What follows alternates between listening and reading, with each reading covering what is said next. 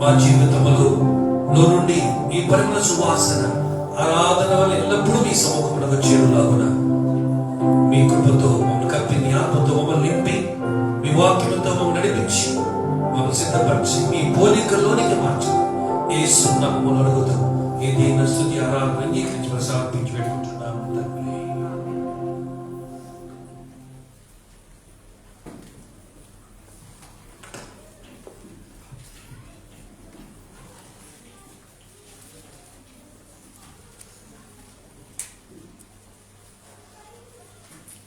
పదమూడు వచనం నుంచి చదువుతాం. నెహెమ్యా గ్రంథము 3వ అధ్యాయము 13 నుంచి. లోయ ద్వారమును హోనోనును జోనాహు కాపురస్తులను బాగు చేసి కట్టిన తర్వాత దానికి తలుపులను తాళములను గడియలను అమర్చింది.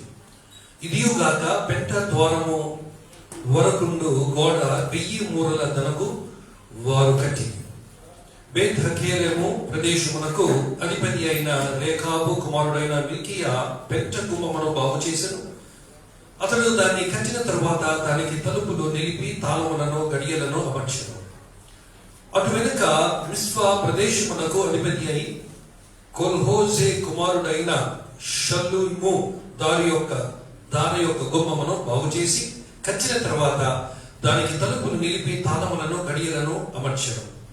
ఇదియుగాక దావీదు పట్టణం నుండి క్రిందకు పోవు మెట్ల వరకు రాజు తోట యొద్దనున్న సిలోయము మడుగు యొక్క గోడను అతడు కట్టెను. ప్రార్థన. పరిశుద్ధ మా దేవ, ఈ సమయంలో మీ వాక్యము మేము విన్నై ఉండగా మీ వాక్యం వచ్చాక మా అందరితో మీరు మాట్లాడి నాయన మరి మీరు బలపరిచి, సిద్ధపరిచి, ప్రోత్సహించి నడిపించమని యేసు నామములో అడుగుతూ నాతో అందరితో మాట్లాడమని ప్రార్థిస్తున్నాము తండ్రి. ఆమేన్. దయచేసి కూర్చుందాం.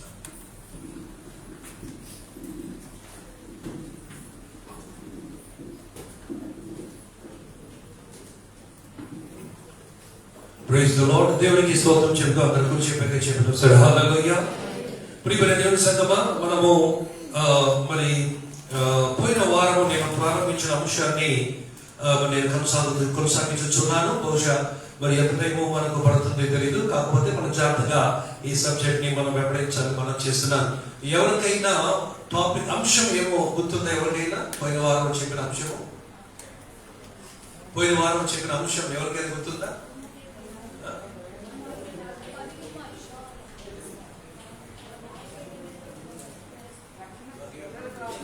అయ్యా ఓకే, గుమ్మములు కరెక్ట్. బట్ టాపిక్ ఏమో చెప్పారు.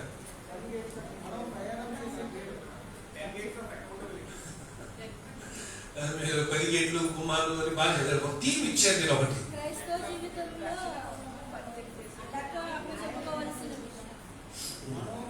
ఈ మీటింగ్ అయిన తర్వాత ఈ మెసేజ్ ని ప్రతి వారం కూడా ఫేస్బుక్ లో టైటిలింగ్ ఇచ్చి మరి దాన్ని మనం ఫేస్బుక్ లోను దాన్ని డౌన్లోడ్ చేసి యూట్యూబ్ లో కూడా మెసేజ్ పెడుతున్నాం. యాక్చువల్లీ ప్రతిసారి లైవ్ వెళ్తుంది.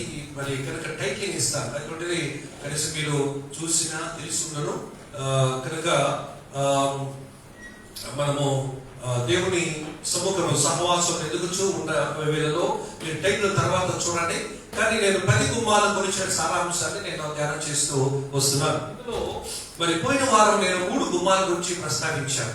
ఈ 3 గుమ్మాలలో దయచేసి ర్యాప్ చేసుకుందాం త్వరగా. మనము తర్వాత ఈరోజు ఎన్ని చూద్దామని నేను చెప్పలేను, కానీ ఈ 10 గుమ్మాలలో మరి దేవుని ఆత్మ నడిపిన ప్రకారం మనము ధ్యానం చేస్తూ మనం వెళ్దాం.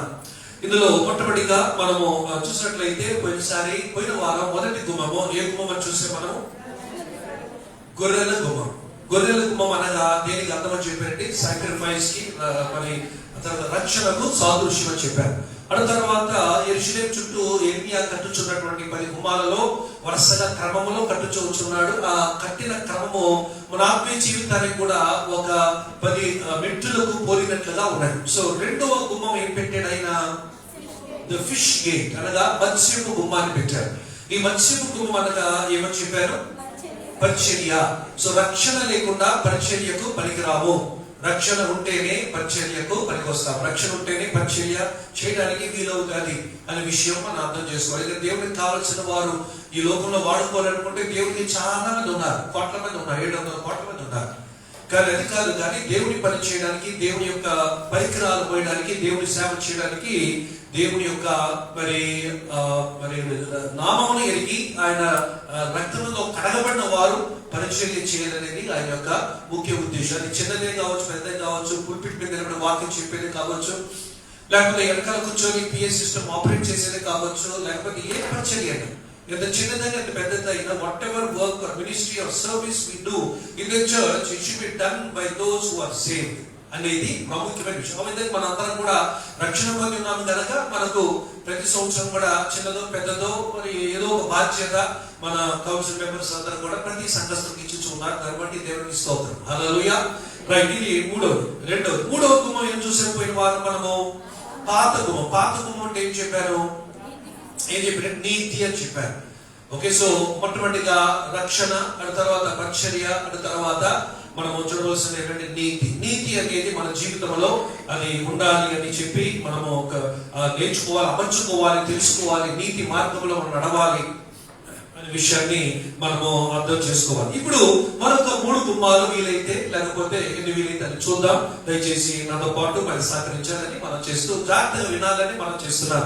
పరిశుద్ధాత్మ దేవుడు ఈ యొక్క గుమ్మాలన్నింటినీ మరి మనం ధ్యానం చేస్తుండగా వాటి ద్వారా మన ఆత్మీయ జీవితములకు అవసరమైనటువంటి, ఆత్మీయ జీవితములకు వీలైనటువంటి, ఆత్మీయ జీవితములకు కావాల్సినటువంటి మార్పులు, చేర్పులు, కూర్పులు మనకు ఇందులో ఉన్నాయి. అందుకని జాగ్రత్తగా అప్లికేషన్ వ్యూ పాయింట్ లో మనం ఈ వాక్యాన్ని మనము ధ్యానం చేయాల్సిన అవసరం ఉన్నదని నేను మనం చేస్తున్నాను. రైట్, సో నంబర్ 4, 4వ గుమ్మం ఈ రోజు ప్రారంభిద్దాం. 4వ గుమ్మం ఇందాక చదివిన లేఖనంలో 13వ వచనంలో మనం చూస్తున్నాం. 4వ గుమ్మం ఏమిటి? ఆ గుమ్మం అంటే లోయ ద్వారం.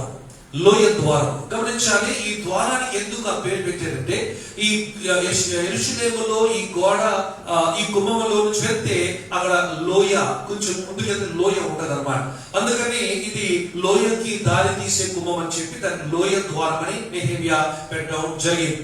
సరే, ఈ లోయ ద్వారం దగ్గర క్రైస్తవ జీవితానికి అవసరమైనటువంటి ఆత్మీయమైన విషయాలు ఏమున్నాయి అని చూస్తే, లోయ ద్వారమునకు 2 ప్రాముఖ్యమైనటువంటి అంశాలు, సాదృశ్య భావాలు మనం గుర్తించాలి. నంబర్ 1, లోయ ద్వారమునకు 2 ప్రాముఖ్యమైన అంశాలు లేక సాదృశ్యాలు. అందులో మొట్టమొదటి సాదృశ్యం ఏమిటంటే, లోయ ద్వారం అనేది తగ్గింపులకు సాదృశ్యం, హ్యూమిలిటీకి సాదృశ్యం.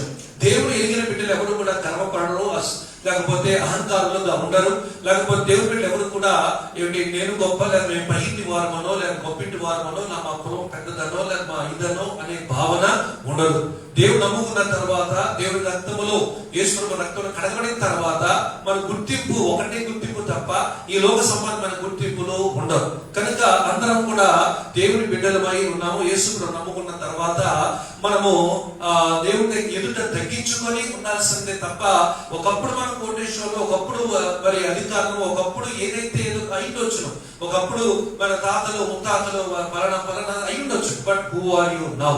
ఇప్పుడు ఎవరు అనే దాన్ని ఇప్పుడు కూడా మనం మర్చిపోకూడదు. ఇందులో ఒక ఇంట్రెస్టింగ్ ఆస్పెక్ట్ మీ దగ్గరికి జ్ఞాపకం చేయడం మనం చేస్తుంది. ఏంటంటే అక్కడ వెళ్ళొద్దు కానీ లేవి కాండములో 1వ అధ్యాయం 2 అధ్యాయాలలో అక్కడ కొన్ని బలుల గురించి రాయబడింది. అందులో 1వ అధ్యాయం చూస్తే సంపూర్ణ దహన బలి అని ఒకటి ఉంది. ఇది నేను చాలాసార్లు మీకు పంచుకున్నాను. అయితే మరొకసారి దాన్ని మీకు జ్ఞాపకం చేస్తుంది, ఎందుకంటే అది జ్ఞాపకం చేసుకోవడం చాలా అవసరం.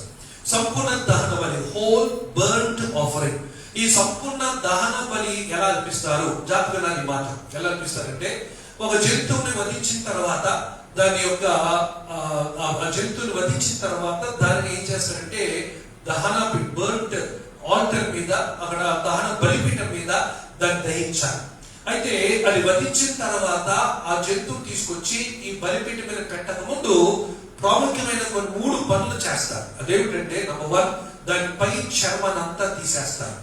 నంబర్ 2 ఏమిటంటే, దాని కాళ్ళులో ఉన్నటువంటి ఫుట్ పాదం ఉంది కదా, ఆ పాదాలు నరికేస్తారు. నంబర్ 3 ఏమిటంటే, లోపల ఉన్న పేగులు తీసేస్తారు. ఈ 3 తీయాలి. నంబర్ 1 పైన చర్మాన్ని తీయాలి. నంబర్ 2 కాళ్ళు పాదాలను నరికేయాలి. నంబర్ 3 లోపల ఉన్న పేగులను తీసి పారేయాలి. అటు తర్వాత ఆ జంతువు తీసుకొచ్చి బలిపీఠం మీద పెట్టాలి. ఎందుకు ఇలా పెట్టాలి అని మనం ఎన్నిసార్లు పెట్టినా కూడా కొంచెం మర్చిపోయే ఒక అలవాటు మనకి మానవ బ్రెయిన్ ఉంది కనుక జ్ఞాపకం చేస్తారు. మీరు ఎందుకు చర్మం తీసేయాలంటే, దేవుని బలిపీఠం మీద పెట్టబడినప్పుడు దేవుడు మనిషి పై రూపాన్ని చూడడు. మనిషి గుర్తింపు చర్మమును బట్టి, స్కిన్ బట్టి, అనగా ఏ విధంగా జంతువు గుర్తించబడుతుందో అలా దేవుడి వచ్చిన తర్వాత ఆ గుర్తింపు అనేది రద్దు అయిపోవాలి. అది దేవుడు కోరేటువంటి విషయం. So whoever comes to the church, they become zero before God. ఆమేన్. మనం ఎవరైనా దేవుడి సన్నిధికి వచ్చినప్పుడు మనం సున్నా అయిపోయాం. మనం గుర్తింపు లేదు. చర్మము లేని వారిగా, పైన చర్మము మరి ఒలవబడి తీసివేయబడినటువంటి వారిగా ఉన్నప్పుడే బలిపీఠం మీద ఆమోదించబడుతుంది. ఇది దేవుడు పెట్టినటువంటి ప్రక్రియ. తర్వాత ఇంటికి వెళ్ళిన తర్వాత లేవికాండం 1, 2, 3 వచనాలు కంపల్సరిగా అధ్యాయాలు చదవాలి. ఓకే, ఇది క్లియర్ రాసి ఉంటుంది. సో ఇంకా చాలా ఉంటాయి కానీ 3 ప్రాముఖ్యత మీకు చెప్తున్నా. So when you come to God, your identity is no more. You're only child of God. నువ్వు దేవుని ఎదుట దేవుని బిడ్డవే, నువ్వు దేవుని కుమారుడు, దేవుని కుమార్తెవి. ఇంకా చెప్పాలంటే ఆధ్యాత్మికమైనటువంటి చాలా ఉన్నాయి. దేవుని వారసుడు, దేవుడు చెన్నపనివాడు, నిత్య జీవి, నిత్య జీవి వారసుడు. ఇలాగా బైబిల్ ఉన్న గుర్తింపులన్నీ నీకు అప్లై అవుతాయి. కానీ లోక సంబంధమైన గుర్తింపులన్నీ రద్దు అవుతాయి. ఇది అర్థం చేసుకోవాలి. చాలాసార్లు చాలా సంఘాలలో, ఇతర సంఘాలలో ఉండేటువంటి అభ్యంతరాలు ఇవే. వారు లోకంలో ఉన్న గుర్తింపును చర్చలోకి తీసుకొని రావడం వలన అనేక సంఘాల్లో నేటి వరకు కూడా కొట్టుకోవడం, తిట్టుకోవడం, కేసులు వేయడం, గ్రూపిజంలు రకరకాలు ఉన్నాయి. But when you come to church, you come without your identity. Your identity is cancel. You are no more recognised as so and so. Hallelujah. ఒకవేళ ఎంత పిహెచ్డి చదివినా, ఎంత ప్రిన్సిపల్ గా పనిచేసినా, ఎంత ఒకవేళ అధికారిగా నేను జీవించినా, when I come to church I am just a Christian. నేను చర్చకు వచ్చినప్పుడు నేను మామూలు సాదా క్రైస్తవుని, దేవుని బిడ్డని, దేవుని కుమారుడిని తప్ప ఇక్కడ వేరే ప్రత్యేక గుర్తింపు నేను ఇక్కడ తీసుకురాను. ఇక్కడికి వచ్చిన తర్వాత గుర్తింపు మారుతుంది. ఎలా మారుతుంది? దేవుని ప్రతినిధిని, దేవుని రాయవారిని, దేవుని వారసును, దేవునితో చెంతపడే వారిని, పరిశుద్ధాత్మ పూర్ణులుగా ఉన్న వారిని, తన వాగ్దానములు పొందుకున్న వారిని, నిత్య నివాసులము, నిత్య జీవితములకు వారసులము, నిత్య జీవితం వరం పొందుకున్న వారు. ఇలాగా కొన్ని వందల వాక్యాలు ఉన్నాయి చర్చిలోకి వచ్చిన తర్వాత. అందుకని మరి పెంటగుమం, లోయ ద్వారం అనగా అతనిని తగ్గించుకోవాలి. నెంబర్ 1. రెండోది చూసాను కదా, కాళ్ళు యొక్క పాదాలు నరికి వేయాలి. ఇక్కడ జంతువులు తమ యొక్క పాదాల వలన కూడా అది గుర్తింపబడుతుంది. అందుకని మరి కాళ్ళు చూసి ఇది కూడా, లేకపోతే టర్కియా, లేకపోతే బాత అని చెప్పేయచ్చు. కాళ్ళు చూచి ఇది గేదె, లేదా గాడిద, లేదా ఆవ, లేక దూడ అని ఈజీగా చెప్పేయచ్చు. కాళ్ళు చూచి ఇది పందె, లేకపోతే ఇది ఏమైనా అని చెప్పేయచ్చు. సో అక్కడ కూడా దేవుడు నడిచిన మార్గములన్నిటికీ పాపభూయిష్టమైన మార్గంలో నడుచుంటాం కనుక దేవుని దగ్గరికి వచ్చినప్పుడు ఆ పాపభూయిష్టమైనటువంటి క్రియలన్నీ కూడా దేవుని దగ్గర తీసుకురాకూడదు. అంతేకాకుండా పాపభూయిష్టమైన గుర్తింపు లోపల ఉండకూడదు అని చెప్పి పాదాలని నరకాలి. నంబర్ 1 ఏం చేయాలి చెప్పి చూసే మనం చర్మం మొత్తం తీసి పడేయాలి. No identity when you come to the altar. దేవుని మందిరికి వచ్చినప్పుడు మనం జీరో. ఓకే, మన గుర్తింపు ఉండదు. We are only Christians. Number 2 పాదాలు అది నరికి పడాలి. ఎందుకంటే మన పాప భూయిష్టమైన ఏవి కూడా మందిరంలో తేకూడదు, దానివల్ల గుర్తింపు పడకూడదు అనే దాన్ని బట్టి. మూడవది చాలా మరి ఆసక్తికరమైనది ఏమిటంటే పేగులని తీసేయాలి. చూడండి, దేవుడు బైబిల్లో చేసే ప్రతి కార్యంలో ఒక అద్భుతమైనటువంటి ఆధ్యాత్మికమైన భావన ఉన్నది. ఎందుకు పేగులు తీసేయాలి? శరీరం అంతటిలో కూడా భయంకరమైనటువంటి చెప్పాలంటే మరి మురికి గాని, వాసన గాని, దుర్వాసన గాని ఇవన్నీ ఉండేవి పేగుల్లో. పేగుల్లోనే తిన్న తిండి అది అరగగా, డైజెస్ట్ అవ్వగా, వేస్ట్ ప్రోడక్ట్స్ కానీ ఇవన్నీ కూడా ఇంటెస్టైన్ లో, small stomach, little big stomach లోనూ చేరి అది బయటికి వెళ్ళిపోవడానికి అది ప్రక్రియలో, ప్రాసెస్ లో ఈ పేగుల్లో నుండి అవసరమైనటువంటి వాటిని మట్టుకే శరీరం తీసుకొని అనవసరమైన వాటిని పంపించేస్తుంది. కనుక పేగులు అనేది అన్క్లీన్నెస్ కి, హృదయ అంతరంగంలో, శరీర అంతరంగంలో ఉన్న అపరిశుద్ధతకు సాదృశ్యం. అందుకని దేవుని ఎదుకు వచ్చినప్పుడు బయట ఎలాగో చర్మము తీసివేయబడింది, కాళ్ళు నలిపేయబడ్డాయి, లోపల కూడా శుద్ధీకరణ ఉండాలి. అందుకని లోపల పేగులు తీసేసి ఆ బలి పశువుని బలిపీఠం మీద పెట్టాలి. ఇది దేవుడు కోరుతున్న మరి చక్కగా లేవికాండంలో దేవుడు రాసి పెట్టిన ఒక అద్భుతమైన విధానం. You should be clean outside, you should be clean inside. Amen. అప్పుడే ఈ బలిపీఠం మీద బలి పెట్టడానికి దాని యొక్క వాసన, దాని కొవ్వు కలుగుచూ ఉండగా ఆ సువాసన దేవునికి ఇష్టమైనటువంటి అది సువాసనగా, ఇంపైన సువాసనగా ఉంటుందని బైబిల్లో చెప్పబడుతుంది. కనుక అంతగా తగ్గించుకోవాలి. You are no more when you come into the church, when you come into Christ. In fact సంఘంలో వచ్చిన తర్వాత నువ్వు శూన్యము, సంఘం నుంచి వెళ్ళిపోయిన తర్వాత మళ్ళీ అది కాదు. నువ్వు క్రీస్తులో వచ్చిన తర్వాత, సంఘంలో రావడం అంటే క్రీస్తులోకి రావడం. సో క్రీస్తులో వచ్చిన తర్వాత మన గుర్తింపు ఏమి లేదు. మనకు చాలా మంది నేను చూశాను, మీకు తెలుసు సంస్థ, ఇవాంజలికల్ యూనియన్, యుఎస్ఏ అంటుంటాం కదా. ఆ సంస్థలో నేను కొంతకాలం ఉన్నప్పుడు మనకు చాలా పెద్ద పెద్ద వాళ్ళు కమిషనర్స్ కూడా వాళ్ళ ఇళ్లలో అందరి స్టూడెంట్స్ ని అందరినీ కూడా ఆహ్వానించి ప్రేయర్ మీటింగ్ పెట్టడం, వాళ్ళే వడ్డించడం, వాళ్ళే సర్వ్ చేయడం, ఇలాగా చాలా ఆతిథ్యము వారు చూపుతూ ఉండేవారు.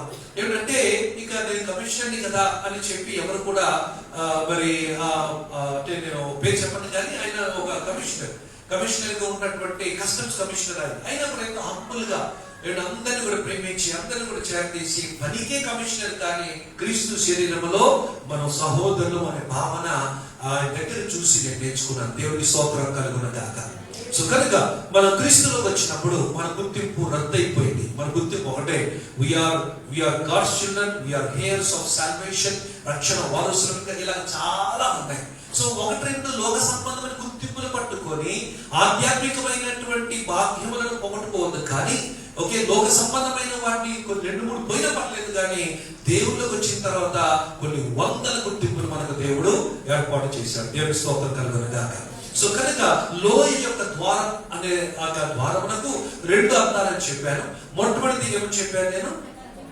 తగ్గింపు అని చెప్పాను. దానికి పేతురు ఒక చక్కని మాట ఆయన రాస్తున్నట్టు ఏం చేశారంటే, పేతురు రాసిన మొదటి పత్రిక 5వ అధ్యాయంలో 5-6 వచనాలు మనం చదివినట్లయితే, పేతురు రాసిన మొదటి పత్రిక 5వ అధ్యాయంలో 5-6 వచనాలు ఈ విధంగా చెప్తున్నాడు. చిన్నలారా, మీరు పెద్దలకు లోబడి ఉండుడి, మీరందరూ ఎదుటివాని ఎడల దీన మనసు అనే వస్త్రము ధరించుకొని మిమ్మల్ని అలంకరించుకోనండి. మనం ధరించుకునే వస్త్రం ఎదుటివాని ఎదుట ఏ వస్త్రం? మనం ఏ వస్త్రం ధరించుకుంటే డీసెంట్ గా డిగ్నిఫైడ్ ధరిస్తాం. బట్ మనకు వస్త్రాల ధారణ అనగానే క్రిస్మస్, న్యూ ఇయర్, లేకపోతే పండుగల టైంలో చూస్తే అసలు అక్కడ మనం you will be ruling the roast కదా. ఎందుకంటే అందరూ కూడా చక్కగా కొనుక్కుంటాం, కనబడాలని ఆశపడతాం, ఖరీదైన బట్టలు వేసుకొని చాలా ఆనందిస్తాం. అవన్నీ okay. But more than that, దీనికంటే ప్రాముఖ్యంగా, దీనికంటే ఎక్కువగా దేవుడు చెప్తున్న మాట ఏమన్నాడు చూడండి. చక్కని మాట ఏమన్నాడంటే, మీరు పెద్దలకు లోబడి ఉండి మీరు అందరూ ఎదుటి వారి ఎడల ఏ వస్త్రం ధరించుకోవాలి? సిల్క్ వస్త్రమో, పట్టు వస్త్రమో, లేకపోతే నార వస్త్రమో, లేకపోతే కాటన్ వస్త్రం అంటలేదు. ఏ వస్త్రం ధరించుకోవాలంట? అసలు ఇది వస్త్రం ఎలా అవుతుందంటే అదే మనం నేర్చుకోవాలి. That is spiritual life. అదే ఆత్మీయ భావన, ఆత్మీయ జీవనం. సో కనుక దీన మనస్సును వస్త్రంగా ధరించుకుంటే అర్థం ఏంటి? మనిషిని చూడగానే మనిషి మీద ఉన్న వస్త్రం కనపడుతుంది కదా. కనపడినప్పుడు నేను వేసుకున్నాను, ఇది ఏ colour? Rose colour, light rose colour అనుకున్నాం. నన్ను చూడగానే మీకు ఏం కనపడింది? రోజ్ కలర్ షర్ట్ కనపడింది కదా. సో అలాగే నన్ను చూసినప్పుడు ఇది కాదు కనపడాల్సింది. నేను వేసుకున్న చొక్కా యొక్క రంగు, చొక్కా యొక్క నాణ్యత కదా కనపడాల్సింది. నేను మీరు చూడగానే మీకు కనపడాల్సింది ఏమిటంటే దీన మనసు అంట. ఆమె కొందరు ఉంటారు చాలా లోకస్తులు, కొందరు చూసినప్పుడు ఎందుకు పుట్టి పుణ్యాలు మొహం ఎప్పుడు ఎరుగుంటాం, వాళ్ళు ఎప్పుడు చూసుంటాం, కలిసి ఉంటాం, మాట్లాడుంటాం, కానీ చూడగానే ఒక సుస్మంట ఉంటుంది ఆ మొహాలు చూస్తే కదండి. వాళ్ళు అసలు కొత్త ఎవరో బాబో ఎవరో నాకు తెలియదు, ఇలా మొహం చూస్తున్నాడంటే అనుకుంటూ ఉంటాం. కానీ క్రైస్తవులుగా ఉన్న మనము ఈ యొక్క మరి లోయ యొక్క గుమ్మమ దగ్గర ఉన్నటువంటి మనము నేర్చుకోవాల్సిన విషయం ఏంటంటే హ్యూమిలిటీ, హంబల్నెస్. మనం తగ్గించుకొని దీన మనస్సు అనేటువంటి వస్త్రం ధరించుకోవాలి. ఇంకేమన్నాడు పేతురు చూడండి, ఆ వస్త్రం ధరించుకొని మిమ్మల్ని అలంకరించుకోండి. దేవుడు అహంకారులను ఎదురించి, అహంకారానికి మనం కానీ చోటిస్తే దేవుడికి వ్యతిరేకంగా ఉన్నట్టు లెక్క. So why do you want to be against God, or why do you want to make God against you? దేవుడికి వ్యతిరేకంగా నీ ఎందుకు చేసుకుంటావు? గర్వముతోనో లేకపోతే ఇంకేదో దాటున్నావు. నేను మనసు తగ్గింపుతో ఉండు, హంబల్గా ఉండు. నిన్ను తగ్గించుకుని ఉంటే దేవుడు నీకు ఎదిరించడు, నీకు సహకరిస్తాడు. హల్లెలూయా. సో అందుకని మన చాలా తెలియక ఈ లక్షణాలు పట్టుకొని దేవుడిని దూరం చేసుకోవాలి. తెలియదు. సంసోను పట్టిన స్థితి చాలా మందికి లోకస్తుల్లో ఉన్న క్రైస్తవులకి ఉన్నది ఏంటో తెలుసా? దేవుని ఆత్మ అతన్ని ఎడబాసనని అతనికి దేవుడు అతను లేడని విషయం చాలా మందికి తెలియదు. దేవుడు వారిని ఎప్పుడో విడిచిపెట్టేశాడు. అంటే లెఫ్ట్ ఓవర్ అనాయింటింగే కావచ్చు, లెఫ్ట్ ఓవర్ వాక్మే కావచ్చు, లెఫ్ట్ ఓవర్ గ్రేసే కావచ్చు, దాంతో బతికేస్తున్నారు. కానీ దేవుడు ఇప్పుడు విడిచిపెట్టేసిన పరిస్థితి చాలా మందికి నామకార్థ క్రైస్తవులకు తెలియదు. మనమైతే ఆత్మ సంబంధం వర్షిప్ ని ప్రేమించి ఆత్మను ప్రేమించి ఆత్మీయులు కనుక మనం వెంటనే అటువంటి పొరపాటు జరిగిందంటే టక్కమని మనము చెక్ చేసుకొని సెటరేట్ అవుతా ఉంటాం. అలా చేసుకోకపోతే ప్రమాదం ఏంటంటే ఆ మైకంలో దేవుడు నాతో ఉన్నాడు, దేవుడు నాతో ఇప్పటి వల్లే నాకు సాయం చేస్తాడు కానీ మైకులు ఉండిపోతాం. టైం వచ్చినప్పుడు సహాయము దొరకదు. సో ఏంటి వాట్ హ్యాపెండ్? ఎందుకు దొరకలేదంటే ఎప్పుడో దేవుడు విడిచిపెట్టేశాడు. అసలు యాక్చువల్లీ నువ్వే దేవుడు విడిచిపెట్టేశావు కనుక అటువంటి పరిస్థితి. అందుకే దీనులను అక్కడ మాట చాలా స్పష్టంగా అంటున్నాడు, దేవుడు అహంకారులను ఎదిరించు, దీనులకు అహంకారులు ఎదిరిస్తాడంట, దీనులకు కృప చూపుతాడు. అందరూ ఆమేన్ చెప్పండి. అహంకారులు ఎదిరిస్తాడు, దీనులకు కృప చూపుతాడు. కనుక దేవుడు కృప కావాలా, దేవుడు ఎదిరించడం కావాలా అనేది తేల్చుకోవాల్సిన అవసరం మనకు ఉన్నది. అంతేకాకుండా ఇంకా ముందు మనం చూసినట్లయితే అక్కడ దేవుడు తగిన సమయమందు మిమ్మల్ని హెచ్చించినట్లు ఆయన బలిష్టమైన చేతి కింద దీన మనస్కులై యునడి. Don't hover or run for recognition. గుర్తింపు కొరకు పరుగు తీయాల్సిన అవసరం లేదు. గుర్తింపు కొరకు మనం ముందు వెళ్ళిపోవాల్సిన అవసరం లేదు. God will lift you in the right time. ఆమె చెప్పండి. తగిన సమయమందు దేవుడిని హెచ్చిస్తాడు. అంత ఓపిక పట్టు. అంతవరకు దేవుడు ప్రాసెస్ జరుగుతుంది. నిన్ను పరిశుద్ధపరుస్తున్నాడు, పవిత్రపరుస్తున్నాడు, సిద్ధపరుస్తున్నాడు, నూతనపరుస్తున్నాడు, ఎన్నో ఆత్మీయ కార్యాలు చేస్తున్నాడు. అందరూ ఓపిక పట్టు. తొందరపడి అనవసరంగా ఆ సమయం వచ్చినప్పుడు ఆ సీట్ ఇంకోకి వెళ్ళిపోయేటట్టుగా నువ్వు తొందరపడవద్దు. Wait patiently.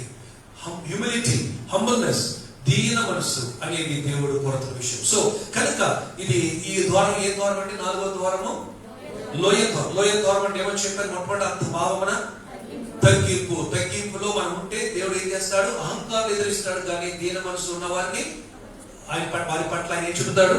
కృప చూపుతాడు. తర్వాత మనం గమనించినట్లయితే లోయ యొక్క ద్వారం రెండో భావన ఆధ్యాత్మికమైన అర్థం ఉన్నది. లోయ యొక్క ద్వారం అని కీర్తన 23వ కీర్తనలు 4వ వచనంలో మనం చూస్తాం. బైబిల్లో చాలా లోయలు ఉన్నాయి. ఎష్కోలు లోయ, కన్నీటి లోయ, బాకా లోయ, ఇలాగా ఆఖోరు లోయ, రకరకాల లోయలు ఉన్నాయి.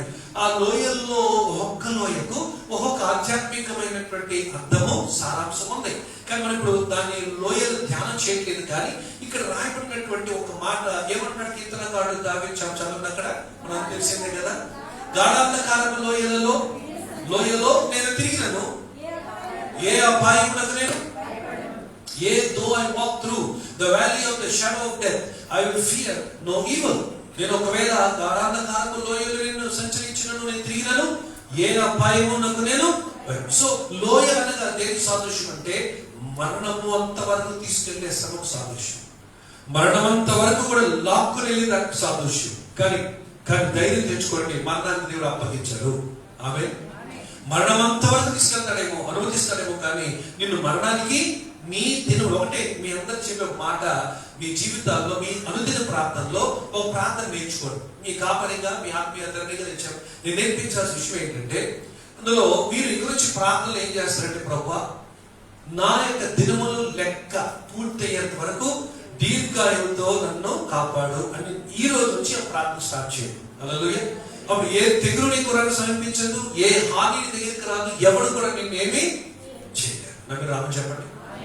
ఏమని ప్రార్థన చేయాలి? ఈ రోజు నుంచి మీరు, మీ పిల్లలు, మీ భార్య, మీ భర్త, మీ బిడ్డలు, వారి జీవితాల్లో మీరు చెప్పాల్సిన మాట ఏంటంటే, ప్రభువా నా జీవితంలో నీవు లెక్కించిన దినములు పూర్తయ్యేంత వరకు నాకు దీర్ఘాయువు దయచేయి. మీ పాయింట్ అర్థమవుతుందా? నేను ఈ మాటలో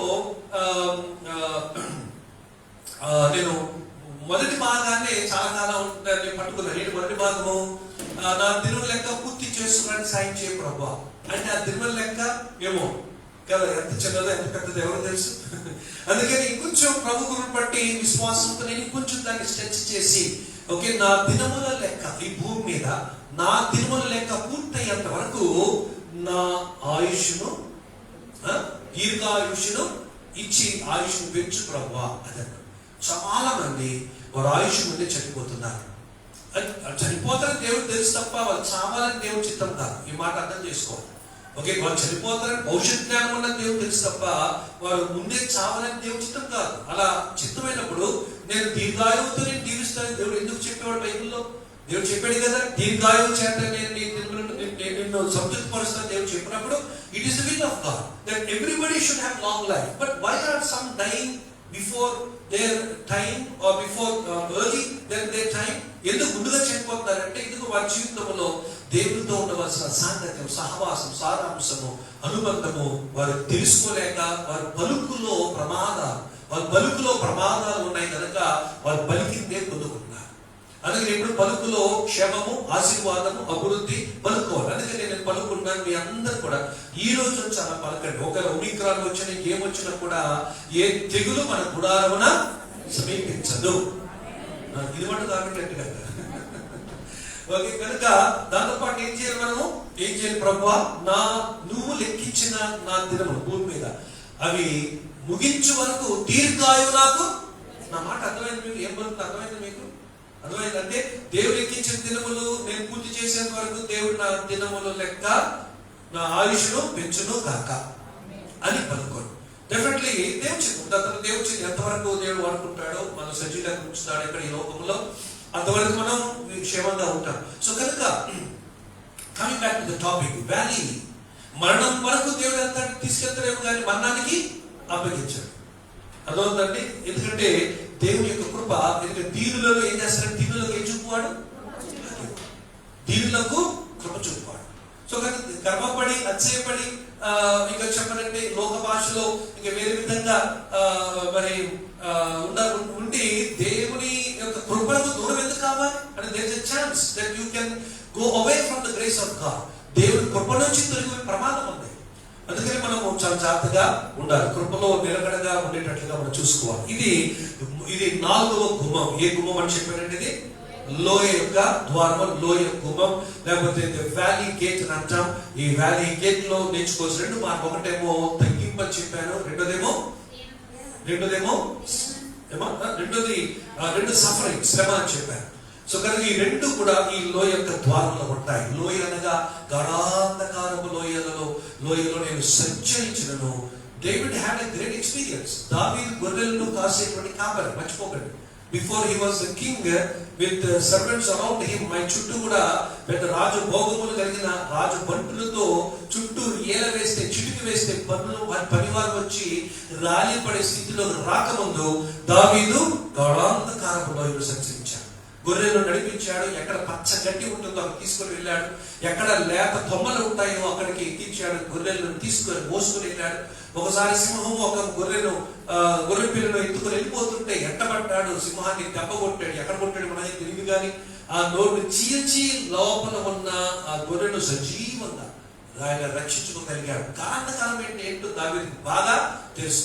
అందుకనే గొలియాత్ పెద్ద ఇష్యూ కాదు డేవిడ్కి.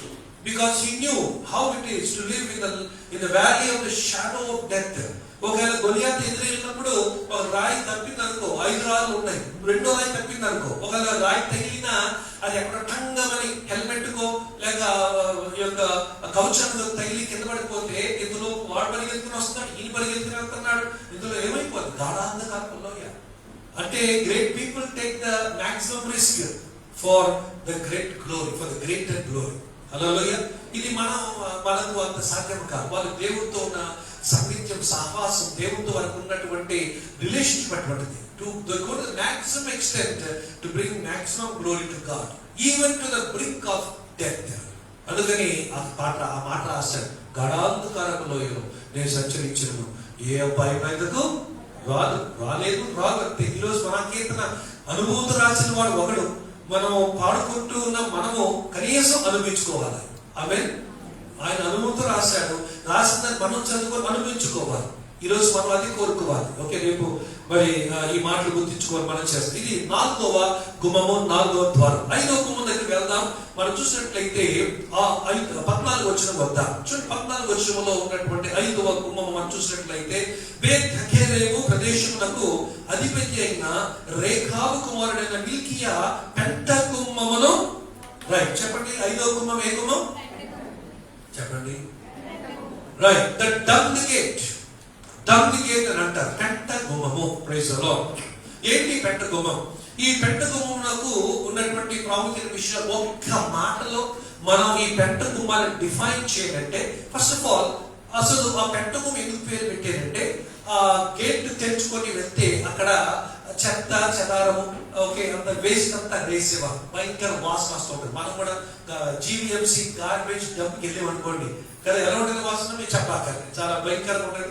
అంతేకాకుండా ఇప్పుడు అక్కడక్కడ ఈ డబ్బాలు పెట్టారు, ఈ జీవీఎంసీ ట్రాష్ క్యాన్స్ ఉంటాయి కదా, దాని పక్క కూడా వెళ్ళలేము. ఒకవేళ బండి మీద వెళ్ళినా కూడా వాసన వస్తూ ఉంటుంది, పెంట వాసన మాటలు చెప్పాలంటే. సో కనుక ఇక్కడ ఏ గుమ్మం అంటున్నాడు, ఈ గుమ్మం నుంచి బయటకు వెళ్తే అక్కడ అంత చెత్త చెదారం ఉంటుంది కనుక, పెంట వాసన వస్తుంది కనుక అది పెంట గుమ్మం పెట్టేసారు. కానీ దానిలో ఉన్న ఆధ్యాత్మిక విషయము నెహెమ్యా రాస్తున్నప్పుడు ఆయన తెలీదు, పరిశుద్ధాత్ముడు రచన చేశాడు ఆయన ద్వారా. కనుక ఆయన రాసిన ఆత్మీయ భావన మనం గమనించాలంటే, అంటే ఒకసారి ఫిలిప్పీలకు రాసిన పత్రిక 3వ అధ్యాయం మనం వెళ్దాం. ఫిలిప్పీ పత్రిక, పౌలు రాసిన పత్రికలో ఫిలిప్పీ పత్రిక 3వ అధ్యాయంలో 8వ వచనాన్ని మనం ఒకసారి చూసినట్లయితే, నిశ్చయముగా నా ప్రభు అయిన యేసుక్రీస్తును గూర్చిన అతి శ్రేష్టమైన జ్ఞానము నిమిత్తమై సమస్తమును నష్టముగా ఎంచుకొనుచున్నాను. క్రీస్తును సంపాదించుకొని ధర్మశాస్త్ర మూలమైన నా నీతిని గాక క్రీస్తు నందలి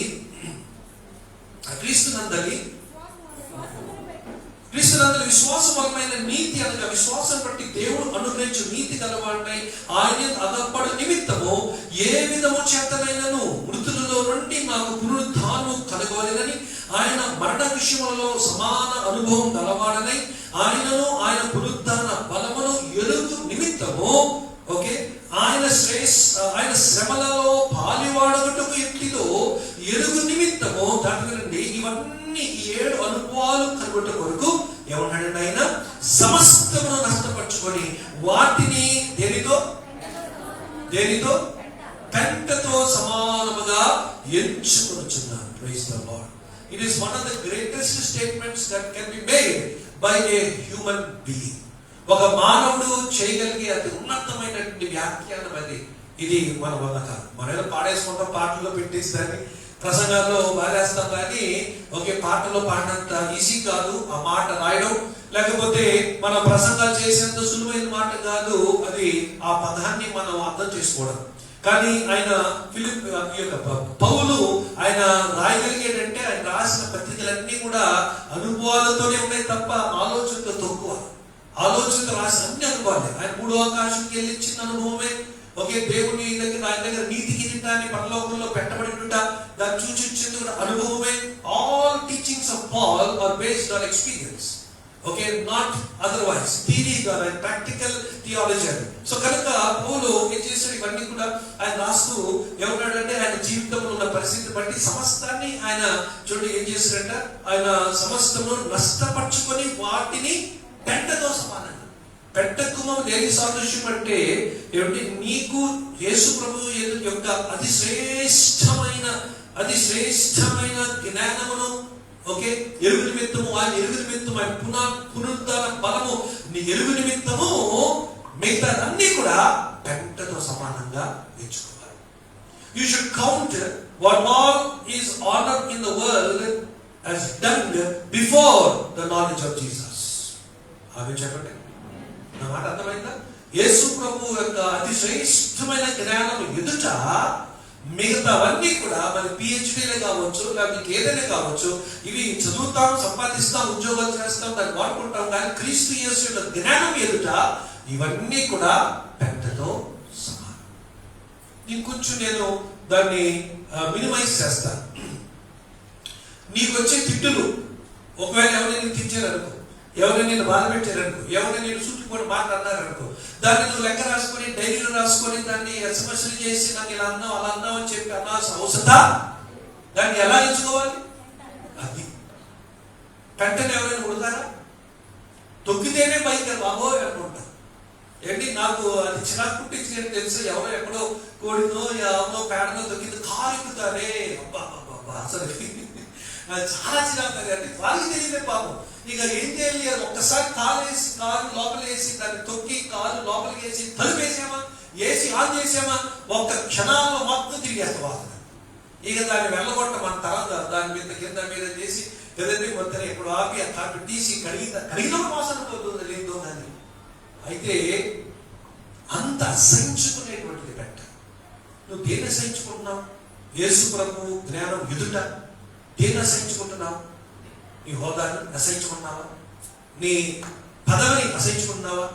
నీకున్న కోపాన్ని అసహించుకున్నావా? నీకున్న శరీరాశ నేత్రాశ జీవుడు డబ్బాన్ని అసహించుకున్నావా? దేన్ని అసహించుకున్నావు? యేసు ప్రభు యొక్క అతి శ్రేష్టమైన చిన్న బ్యూటిఫుల్ లాంగ్వేజ్ వాడాడు. మరోసారి చదువుతాను, జాగ్రత్త. ఏమన్నాడు ఇక్కడ?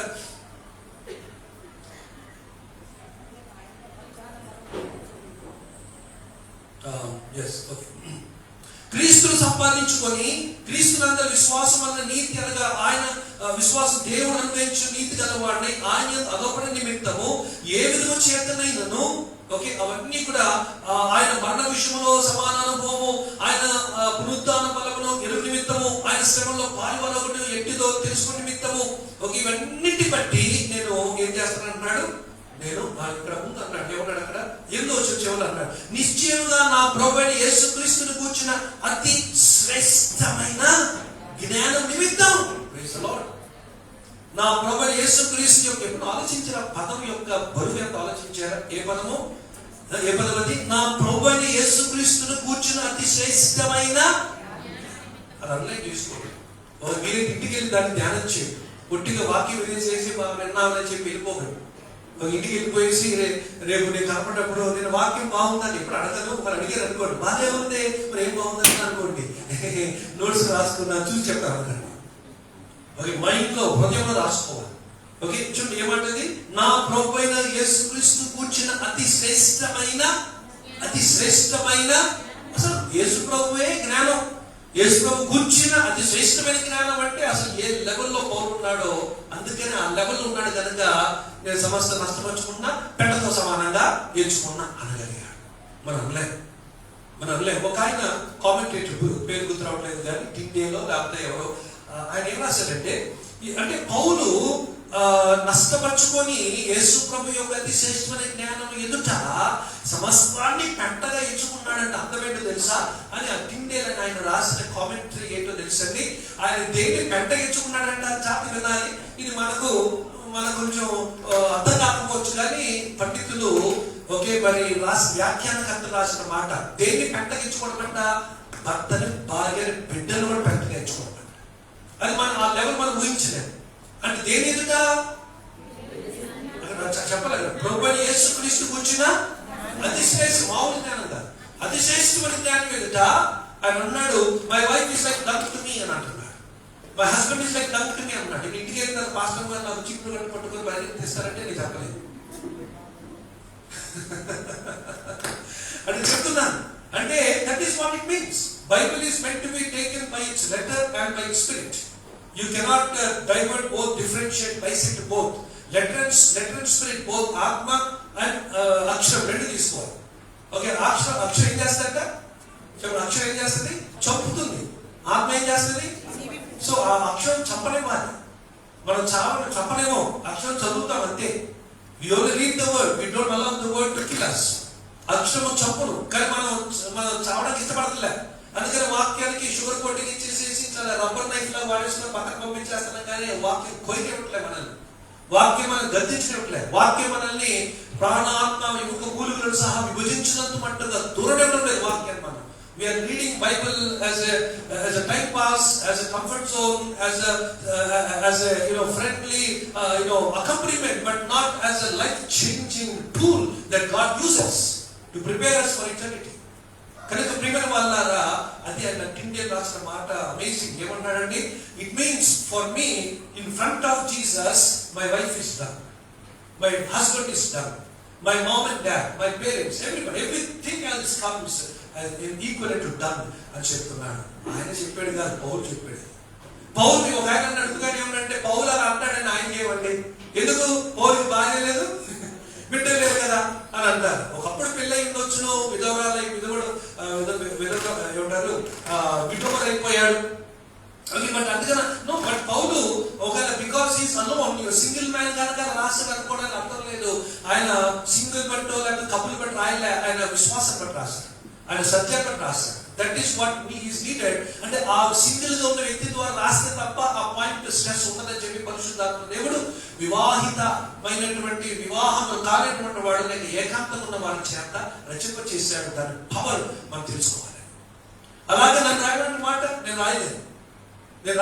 నేను సమస్తాన్ని ఎలా నష్టపరుచుకుంటాను, నాకు అన్నీ ఉన్నాయి, నా కారు జైలో పెట్టతో సమానం ఎంచుకోవాలన్నా అయితే నాకు నేను ఎలా నష్టపరుచుకున్న నా ఇల్లు, నా పిల్లలు, నా వాకిలి, నా సెల్ ఫోన్, నాకు ఉన్న ఏది I cannot because I did not come through that experience. But that is what God wants.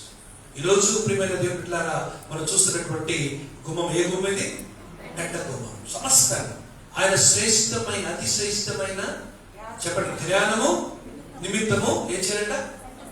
మిగతా సమస్తమును కూడా పెట్టకు సమానంగా ఎంచుకోవాలి.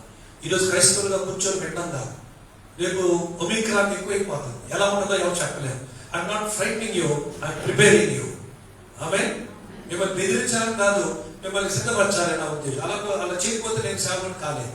మిమ్మల్ని ఏదో ఐసు మబ్బు పెట్టేసి పౌడర్ పూసేసి సంఖ్యలో సెంటు కొట్టి పంపించి నా పని కాదు. మిమ్మల్ని సిద్ధపరచాలి. కనుక if tomorrow Omicron comes and catches you, what will you do? Where will you go? ఎక్కడికి వెళ్తారు? అది ఆలోచించండి. Be realistic. Don't be theoretic just like that. ఏదో ఆలోచన ఏదో పర్లేదు అయిపోతే అన్ని బాగుంది అనుకో. నువ్వు నిజంగా బాగానే ఉన్నావా? కన్ను మూస్తే అక్కడ కన్ను తెలుస్తున్నావు, పరుగు దగ్గర తెలుస్తున్న నిశ్చిత నీకుందా? ఎవ్రీ డే ఉదయం మధ్యాహ్నం సాయంత్రం నా మైండ్ లో తిరుగుతూ ఉంటుంది. నేను ఎక్కడ ఏ క్షణంలో ఎక్కడైనా ఏమైనా తప్పడు చేస్తే బాబోయ్ ఒకవేళ కన్ను మూస్తే ఎక్కడ తెలుస్తాను? Constantly every day I keep it in my mind. I want to safe God my salvation. ఎందుకంటే ఈ లోకం ఇప్పుడు ఈ రోజు కాకపోయినా, ఈ ఒమిక్రాన్ కాకపోయినా, ఏమి రాకపోయినా, ఏమి లేకపోయినా దీర్ఘాయం అయిపోయిన తర్వాత మనం కన్ను మూయాలి కదా. ఎప్పటికైనా ఈ లోకం విడిచిపెట్టాల్సిందే, మర్చిపోవద్దు. ఎప్పటికైనా some day or other we have to leave the world. Why don't you think about that? ఈ లోకంలో ఏం తిందామా, ఏం తాగుదామా, ఏం ధరించుకుందామా, ఎలా జీవించుందామా, ఏం చేద్దాం, ఏం కడదాం, ఏం విందాం, ఇదే తప్ప what about next eternal life? ఈ టెంపరీ లైఫ్ గురించి ఇంత ఆరాటం, ఇంత యాచన, ఇంత పోరాటం, మరి నిత్య జీవితంలో ఇంకెంత పోరాట పడాలి ఆలోచించండి. అందుకని ఇప్పుడు ఏమైనా పెట్టాలి, సమస్తం ఇప్పుడే స్టార్ట్ చేయండి. సమస్తాన్ని అది యేసు ప్రభు గురించిన క్రీస్తు యేసు యొక్క అతిశేషమైన జ్ఞానం ఎదుట నేను సమస్తమును పెట్టతో సమానంగా నష్టపరుచుకొని పెట్టతో సమానం ఎంచుకుంటున్నానని మనం కూడా చెప్పగలగాలి. That everything else, it may be a smartphone, it may be a LCD whatever, it may be a the costliest Morris garage car, whatever it may be, ఏదైనా సరే అవన్నీ ఉంటే ఉన్నాయి, వాడండి, కొనండి, వాడండి, కట్టండి, ఉండండి. కానీ క్రీస్తు యేసు యొక్క అతిశేషమైన జ్ఞానం ఏదైనా దాన్ని చెప్పలేదు. క్రీస్తు యేసు అతిశేషమైన జ్ఞానం ఏదైతే దాన్ని పెట్టతో సమానంగా. That is Christian life. That is Christian. You cannot be a Christian without believing, practicing what we are living by. మనం జీవించే బైబిల్ బట్టి కదా. బైబిల్ లేకపోతే వాళ్ళం మనం ఆలోచించు. బైబిల్ లేకపోతే ఏమైపోయిన వాళ్ళం మనం. బైబిల్ లేకపోతే మన స్థితి గతి అసలు ఏంటి? అసలు మైండ్ బాగాలి, మొన్న పేరిపోతుంది, ఎలాగ ఊహించడానికి అవకాశం లేదు. అటువంటిది దేవుడు మనకు బైబిల్ నుంచి ఏమిటి, బైబిల్ ప్రకారం నడవండి, బైబిల్ ప్రకారం మారండి, బైబిల్ ప్రకారం జీవితం కట్టుకొని చెప్తుంటే మనము ఆ విధంగా కట్టుకున్న బుద్ధులమై ఉన్నాము. దేవునికి మహిమ కలుగును గాక. ఆమేన్. ఓకే, నాలుగో గుమ్మం ఏమని చెప్పానండి? ఏది? లోయ ద్వారం, లోయ గుమ్మం. ఐదో ద్వారం, ఐదో గుమ్మం ఏ గుమ్మం? అది పెట్టదు. అంటే ఈరోజు మన జీవితంలో మనకు వచ్చే శ్రమలు కూడా పెట్టతో సమానంగా, మనకు వచ్చే అవమానాలు కూడా పెట్టతో సమానంగా ఎంచుకో. మనకు వచ్చే అపకీర్తి కూడా పెట్టతో సమానంగా ఎంచు. మనకు వచ్చే మెప్పులు, మహిమలు, మనకు వచ్చేటువంటి మరి సర్టిఫికేట్స్, మనకు వచ్చేటువంటి గుర్తింపులు, మనకు వచ్చేటువంటి అకాడమిక్స్ ఉన్నాయి కదా, వాటన్నిటిని కూడా దేనితో ఎంచుకోవాలి? క్రైస్తవుని వాడు ఎంచుకోవాలి. దేంతో? పెట్టతో సమానంగా. ఆమేన్. అర్థంగా ఎవరు సరిగ్గా చెప్పడం వల్ల గట్టి చెప్పండి.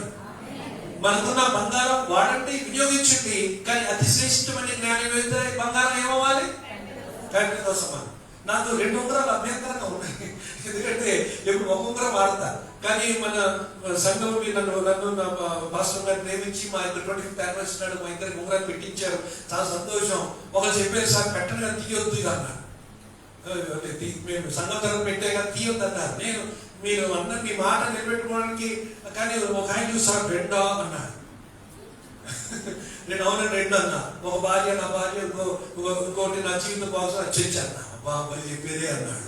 దేవుని స్తోత్రం కలిగి అంటే నీకేం మనం ఇంకా హల్లెలూయా. అయితే నేను అంటే ఇక ఎక్కువసారి తీస్తే తప్పదు. మొన్నే అసలు తీసేసి పెట్టేద్దాం కొంచెం కావాల్సి వచ్చింది అనుకోలేను, కానీ మీ మాట గుర్తొచ్చి నేను తీయలేకపోయా. సరే మంచిది. అయితే నేను ఎందుకు చెప్తున్నానంటే అవసరం వస్తే ఈ 2 తీసేస్తాను. ఆమె ఇక్కడే ఒకసారి తీసుకొని వేసాను కదా, 2 years బ్యాక్ 3 years బ్యాక్ వేసాను. తర్వాత మళ్ళా దాన్ని పాడుకొని కొనుక్కున్నాము, వేరే విషయం. But it is nothing, it is nothing. అసలు మనిషి చనిపోయిన తర్వాత, సమాధి చేయబడిన తర్వాత కొద్ది నెలల తర్వాత సమాధి తెరిచి చూస్తే చాలా బాగుంటుంది ప్రతి ఒక్కరు.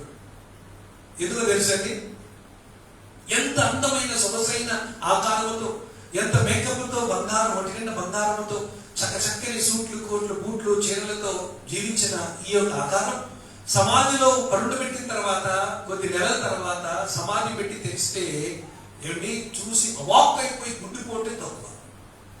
అంత వికారమైన, అంత భయంకరమైనటువంటి ఆకారము, అస్థిర పంజరము, తర్వాత ఇంకా ఎముకలు. ఓకే, మరి అది ఆకారమా దయ్యమా తెలియనటువంటి రీతిలో ఉంటుందట చూసుకోవాలని చెప్పిన మాట. అంటే అది that is the final product of this stature that is standing before you or sitting beside you. నీ ముందు నిలబడి ఈ ఆకారం, నీ ప్రక్కన కూర్చున్న ఆకారము, ఈ ఆకారమే ఒక దినాన శూన్యం. ఎంత బంగారం వేసుకున్నా దాని విలువ మనిషి యొక్క విలియం డేట్స్ రాశాడు, ఫినిష్ డేట్స్ రాశాడు, డేట్స్ బైబిల్ రాశాడు. మనిషి యొక్క చర్మం యొక్క విలువ 97 పైసలు. మనిషి శరీరంలో ప్రాణం పోయిన తర్వాత ప్రాణం పోయిన తర్వాత ఈ యొక్క శరీరం, ఈ అందమైన సొగసైన ఈ శరీరం ఉంది కదా, ఈ శరీరం యొక్క ఈ మిగతా లెఫ్ట్ ఓవర్ బాడీ యొక్క స్పేర్ పార్ట్స్ అంటే రిమైనింగ్ పార్ట్స్ ఏముంటాయో దాని విలువ, మనిషి శరీరంలో ప్రాణం పోతే, ఆత్మ పోయిన తర్వాత ఓకే, ఈ శరీరం విలువ 97 పైసలు. 1 రూపాయి కూడా కాదట. అంటే ఎవరు కొనరు. అందుకని పెంటతో సమానంగా నేర్చుకోవాలి. పౌలు ఒట్టిగా రాయలేదు. యూజ్ ఫిలాసఫర్, మర్చిపోకండి. పౌలు ఏదో జాలని కాదు, చేప పట్టేవాడు కాదు, ఒంటరివాడు కాదు, స్కాలర్. ఆయన ధర్మశాస్త్ర బోధకుడు పౌలు. ఆయన విజ్ఞానవంతుడు వాడు, తెలివైన వాడు, అతి శ్రేష్టమైన జ్ఞానం పొందుకున్నవాడు, అతి శ్రేష్టమైన పట్టుదలతో మత ఛాందస్సు కలిగినటువంటి ఒక రిలీజియస్ ఫానాటిక్ ఈయన. యూదా మతం అంటే పడి చచ్చేవాడు. అటువంటి వాడు పౌలు. ఆయన రాస్తున్న లోతైన సత్యాలు సమస్తాన్ని నష్టపరచుకోడు. క్రీస్తు యేసు యొక్క అతి శ్రేష్టమైన జ్ఞానం ఎదుట ఈరోజు మనకు ఉండాల్సిన జ్ఞానము, ఈ లోక సంబంధమైన జ్ఞానము కంటే ఇది కావాలి, మించి అది శ్రేష్టమైన క్రీస్తు యొక్క జ్ఞానం మనకు కావాలి. దేవుని మహిమ కలుగును గాక. ఎన్ని కుమాలు అయిపోయి ఇప్పటికి? 5 కుమాలు అయిపోయి. పోయిన వారం 3, ఈ వారం 2, మరి 6వ కుమ్మ మనం చూసినట్లయితే గమనించాలి. 15వ వచనం. అటు వెనుక మిస్పా ప్రదేశములకు అధిపతి అయి కొల్హోసే కుమారుడైన షల్లూము దాని యొక్క గుమ్మమును బాగు చేసి. ఏ గుమ్మం అండి? చెప్పండి, ఏ గుమ్మము? దార యొక్క గుమ్మము. ఓకే, దార యొక్క నీటి గుమ్మం వేరు, దార గుమ్మం వేరు. మన నీటి గుమ్మాన్ని మనం తర్వాత చూస్తాం. సో అందులో దార యొక్క గుమ్మం దేనికి సాదృశ్యం? ఫౌంటైన్ గేట్ అంటారు. Water gate will see later, but now this is fountain gate. ఏంటి దార యొక్క గుమ్మం అంటే? జాగ్రత్త గమనించాలి. నంబర్ 1, మొదటి గుమ్మం సాదృశ్యం ఏమో చెప్పండి? రక్షణ. రెండో గుమ్మం సాదృశ్యం ఏంటిది? పరిచర్య. 3వ గుమ్మం యొక్క సాదృశ్యం ఏంటి? నీతి. 4వ గుమ్మం యొక్క సాదృశ్యం ఏంటి? 5వ గుమ్మం యొక్క సాదృశ్యం ఏంటి? 5వ గుమ్మం సాదృశ్యం పెద్దగా ఎంచుకోవాలి. నువ్వు రద్దు అయిపోవాలి, నీవు ఖాళీ అయిపోవాలి. నెక్స్ట్ దాని తర్వాత వచ్చేటువంటిది ఓకే, సమస్త నష్టపరుచుకుంటే తప్ప పరిశుద్ధాత్మ అభిషేకం పొందుకోలేదు. నంబర్ 6 ఓకే, అది దాని యొక్క గుమ్మము దేనికి సాదృశ్యం అంటే పరిశుద్ధాత్మ అభిషేకానికి సాదృశ్యం. So please note the point here. 5వ గుమ్మము పెద్ద గుమ్మం. ఓకే, పెద్ద గుమ్మం తర్వాత వస్తుంది ఏంటిది? దాన గుమ్మం. సో అంటే పెట్టగోమలో నిన్ను నీవు రద్దు చేసుకొని నీ విలువలు, నీ యొక్క పోలికలు, నీ గుర్తింపులు, నీ ఏవైతే whatever there is there worldly wise అవన్నీ కూడా రద్దయిపోయి శూన్యమైపోతే తప్ప నువ్వు ఖాళీ అయిపోతే తప్ప దేవుడు నింపలేడు. నువ్వు ఖాళీ అయిపోతే తప్ప దేవుడు నిన్ను ఆయన తన ఆత్మతో నింపాడు. So why so many people do not get anointing? ఎందుకంటే నంబర్ 1 రీజన్ వాళ్ళు అడగరు. నంబర్ 2 రీజన్ వస్తే వాళ్ళు ఉండలేరు. అందుకని భయం కనుక ఎక్కువద్దు కొంచెం నన్ను తాక అంటారు. మూడోది ఏంటంటే ఎందుకు పరిశుద్ధాత్మను వారు పొందుకోలేకపోతున్నారంటే వారి జీవితంలో ఖాళీ వారి జీవితంలో దూషణకరమైనవి, దేవునికి హేయమైనవి, ఆత్మీయ జీవితానికి ఆటంకకరమైనవి వారి జీవితంలో వారు తీసివేసుకోలేకపోయారు. దేవుడు గుర్తించాలి జెంటిల్మెన్, మనిషి ఎవరైనా సరే ఇంగిలి ఇస్త్రాకుల మీద నీకు అన్నం కొట్టించడు. ఇస్త్రాకు ఎత్తి పడేసి కొత్త ఇస్త్రాకులు పెట్టిన తర్వాత వేస్తాడు. కానీ ఎవరో తిని ఇస్త్రాకు మీద ఎవరైనా కొట్టిస్తారో అసలు కూర్చుంటావా ఇస్త్రాకు ముందు? అలాగే నీలో ఉన్నటువంటి సమస్త స్వచిత్తము, సొంతాశ, స్వాభిమానం ఇవన్నీ కూడా ఖాళీ అవుతాయి తప్ప, నీ హృదయమంతా ఖాళీ అయిపోతే తప్ప దేవుడు నిన్ను నింపుడు. Why so many people are not anointed today? Because they have not been emptied of themselves. తమగా ఖాళీ చేసుకోలేదు, వారికి ఖాళీ అవ్వలేదు. వారు ఎక్కడో నాది, నాకు, మాది, మేము అనేటువంటిది బాగా గంట కొడతనే ఉంది కనుక ఖాళీ అవ్వలేదు. కనుక దేవుడు అన్నాడు ఖాళీ కాని పాత్ర, నాకు పనికిరాని పాత్ర అని దాటి వెళ్ళిపోతున్నాడు. వేరే వాళ్ళని దీవిస్తున్నాడు. నిన్న కాకుండా రక్షణ పొందులను అభిషేకిస్తున్నాడు. నిన్న కాకుండా ప్రభులోకి వచ్చిన వారిని బలంగా వాడుకున్నాడు. కానీ పురాతనమైన క్రైస్తవులుగా పేరు పొందిన మనము, జన్మతః క్రైస్తవులని మన పేరు పొందిన మనము అలా దేవుడిపోయాం. Why? Because you are not empty. అందుకని ఫిలిప్పీ పత్రిక 2వ అధ్యాయంలో వెళ్ళొద్దు అక్కడ రాస్తున్నాడు, ఒక పదం రాస్తున్నాడు పౌలు యేసు ప్రభు గురించి. ఏమని రాస్తున్నాడు తెలుసా? ఫిలిప్పీ పత్రికలో యేసు ప్రభు వారు తను వృద్ధులుగా చేసుకొని తను ఖాళీ చేసుకున్నాడు అంటూ ఆయన రాసిన మూల భాష అయిన గ్రీకులో ఆయన వాడిన పదం ఏంటంటే కెనోసిస్ అని అంటున్నాడు. కెనోసిస్ అంటే అర్థం ఏంటంటే it is called the self emptying. యేసు ప్రభు వారు దేవుని దగ్గర ఉన్నప్పుడు ఉన్న దైవత్వాన్ని, భాగ్యాన్ని అంతటిని కూడా ఎంప్టీ చేసుకొని తనంతను తాను ఎంప్టీ చేసుకొని ఖాళీ చేసుకుంటే తప్ప ఆయన ఒక కన్యక గర్భములో పిండంగా రాలేకపోయాడు. Unless there is a self-emptying, there will not be a full filling. Amen. చెప్పండి ఒకసారి ఆమేన్. సెల్ఫ్ ఎంప్టీయింగ్ అనేది ఖాళీ అవ్వడం లేకపోతే నింపబడడం అనేది ఉండదు.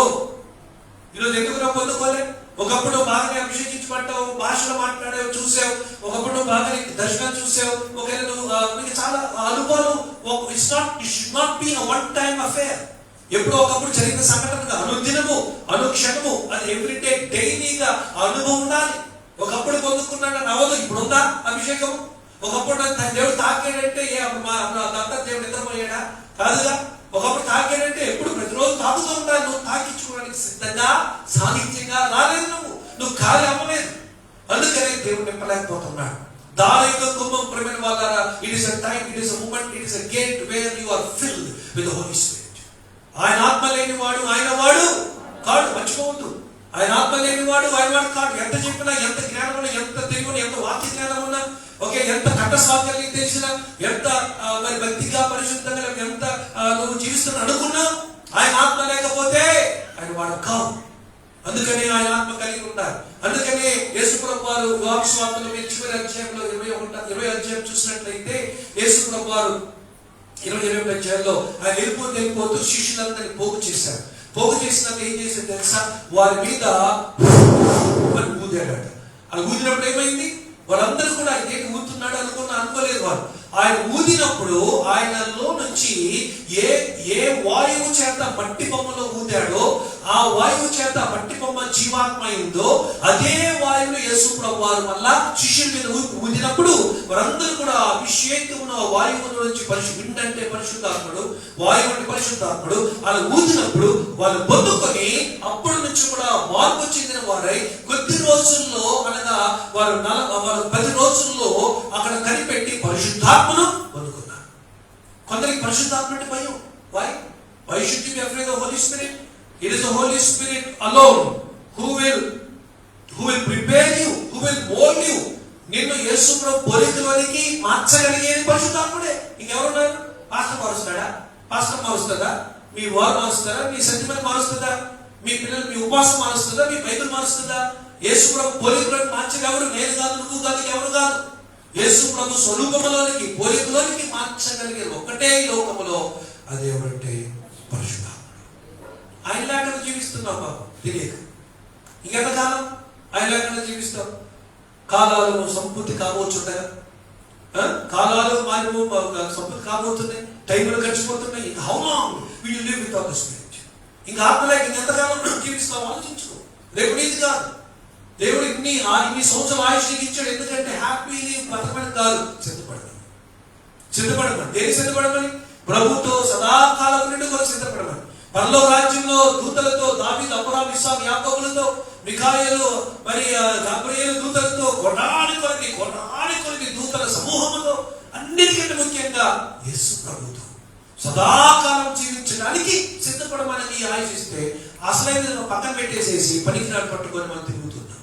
పనికిరాని వాటిని సంపాదించుకోవడానికి మనసు పెట్టేసి, అందుకని దేవుడు చెప్పాడు, మీరు మొదట దేని మీ మొదట నా నీతిని, నా రాజ్యాన్ని, అప్పుడు ఇవన్నీ అనుభవించబడతాయి.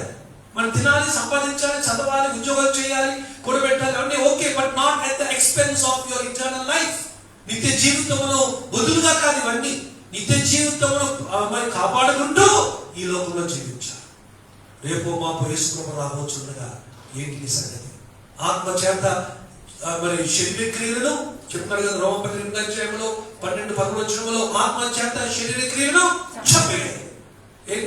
చంపడం లేదు, ఎక్కడ కనపడుతున్నాయా? చంపిన శరీర క్రియలు కనపడుతున్నాయా? ఇంకా నువ్వు శరీరానికి లొంగిపోతున్నావా? శరీరానికి ఇంకా దాసోహం చూపుతున్నావా? శరీరానికి ఇంకా నువ్వు సానుభూతి చూపుతున్నావా? అంటే నువ్వు ఆత్మ లేని వాడు, ఆత్మ లేని దాని. Don't cheat yourself, don't fool yourself. నిన్ను మోసపరచుకోవద్దు. నాకు అంత ఓకే అనుకోవద్దు. ఆత్మ ఉంటేనే శరీరం చేయిస్తాం. ఆత్మ లేకపోతే శరీరం చేయించడం నీ తరంగా, నా ఎవరు తరముగా, పౌలు తరం కూడా కాదు. అందుకని ఆత్మ పొందుకున్న తర్వాత అన్నయ్య వచ్చాడు, ప్రార్థన చేశాడు, కళ్ళు మీద ఉన్న ఆ యొక్క పనులు రాలిపోయాయి. అసలు అక్కడ తెలియకపోతే అభిషేకం పొందుకున్నాడు. 9 కృపావరణలతో పౌలు బలమైన సేవ చేశాడు. అంతకుముందు ఎలా జీవించాడు? అంతకుముందు ఎలా హంతకుడు, దూషకుడు, ఎన్నో అద్భుతాలు చెప్పుకున్నాడు. తర్వాత అటువంటి దూషకుడు, హంతకుడైన వాడు ఒక్కసారిగా ఆత్మ పొందుకున్న తర్వాత మొత్తం వ్యక్తి మొత్తం బ్లడ్ గ్రూపే మారిపోయినట్టుగా జీవితం మారిపోయింది. సమస్తాన్ని క్రీస్తు చేసి అతి శ్రేష్టమైన జ్ఞానం ఎదురైనా నష్టపరుచుకొని పెంటతో సమానంగా ఎంచుకోగలుగుతున్నాడు. It is possible only with the Holi spirit. Hallelujah. అందుకే ఇక్కడ నుంచి బయటకు వెళ్ళిపోతున్నారు within 10-15 minutes. But will you go as you came or will you go with the spirit? వచ్చినట్టు వెళ్తారా, లేక ఆత్మ అనుభూతితో వెళ్తారా? తీర్చుకోవాల్సింది మీరు. ప్రార్థించాలి కళ్ళు మూసుకొని. పరిశుద్ధ దేవా, ఈ ఉదయకాల సమయంలో మీ యొక్క కృపను బట్టి మాతో మాట్లాడుతూ వస్తుంది దాన్ని వందము. ఇదంతా సిద్ధపాటు ప్రక్రియ. ఈరోజు 3 ప్రాముఖ్యమైనటువంటి మరొక గుమ్మం, 3 గుమ్మములు చూడడానికి సాయం చేశారు. లోయ ద్వారమును మేము చూడడానికి సాయం చేశారు. తగ్గింపు కావాలి, శ్రమ ఉంటుందని చెప్పారు. పెద్ద గుమ్మమును మాకు బోధించారు. అది శ్రేష్టమైన జ్ఞానం ఎదుట, క్రీస్తు యేసు యొక్క అతి శ్రేష్టమైన జ్ఞానం ఎదుట సమస్తం నష్టపరుచుకొని పెద్దతో సమానంగా ఎంచుకోగలిగే ఆత్మీయ మెచ్యూరిటీ మా ఒక్కొక్కరికి, సంఘం అంతటికి దయచేయండి. నా ప్రభు 6వది దాని యొక్క గుమ్మం. నీ ఆత్మ లేని వాడు ప్రభా మీ వారు కాలేరు అని వాక్యములో తెల్లగా రాసి పెట్టారు. మాకు తెలుసు, చదివాం, విన్నాం ఈ మాట. అయినా మేము పొందుకోలేకపోతున్నామేమో, అయినా మేము పొందుకోమని జీవిస్తున్నాము. మీ ఆత్మ లేని వారు మీ వారు కారణం ఎరిగి మేము ఇంకా ఆత్మ అనుభూతి లేక బ్రతుకుతున్నాము. మమ్మల్ని క్షమించండి, మమ్మల్ని కనుకరించండి, మమ్మల్ని క్షమించి కనుకరించండి. ఈ సంగమంతటి మీరు జ్ఞాపకం చేసుకోండి అయ్యా. ఇప్పటి వరకునైనా మేము 6 గుమ్మాలు మేము చూసి ఉన్నాం. సిద్ధపాటు కొరకు మీ యొక్క సింహాసనం చెంతకు చేరటంలో ఈ 6 గుమ్మములు మేము దాటించు ఉండగా మమ్మల్ని ఒక్కొక్కరిని దాటించండి ప్రభా.